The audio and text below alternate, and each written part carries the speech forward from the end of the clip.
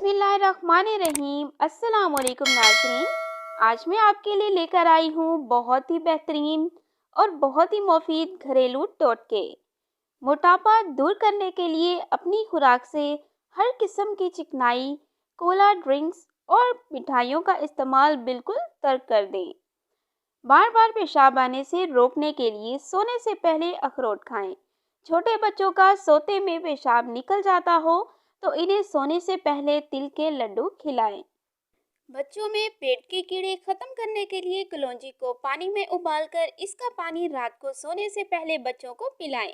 खांसी रोकने के लिए सुबह दोपहर शाम मलट्ठी मुंह में रखकर चूसें और इसका जूस निगल लें। खाना पकाते हुए देगची जल जाए तो इसमें पानी भरें और नमक डालकर दोबारा चूल्हे पर चढ़ा दें। चंद उबाल आ जाए तो उतार लें और फिर धो लें। देगची चमक उठेगी। सर्दियों में हाथ पांव की उंगलियों की सूजन दूर करने के लिए कद्दूकस करके हाथ पांव पर अच्छी तरह लगाएं। 1 घंटे बाद हाथ पांव धो लें और फिर पेट्रोलियम जेली लगा लें। लहसुन को पीसकर नींबू के रस में मिलाएं। रात को सोते वक्त सर पर मलें।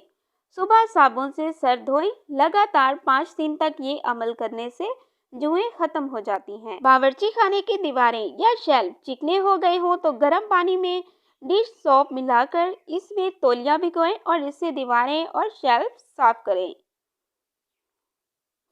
तहकीक के मुताबिक जो अफराद पाबंदी से जौ का पानी पीते हैं, इनकी हड्डियों के ठोसपन में 48% इजाफा होता है।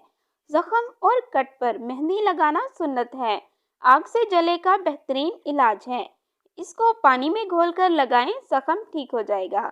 जिन लोगों को अक्सर सर में दर्द रहता हो वो पालक का इस्तेमाल बिल्कुल तर्क कर दें। दही खाने से डिप्रेशन और जहनी दबाव से छुटकारा मिलता है। अगर आप मोटापे से बचना चाहते हैं तो बेसन की रोटी का इस्तेमाल करें। मज़ीद इस तरह की अच्छी टिप्स के लिए हमारे चैनल को सब्सक्राइब करें। शुक्रिया।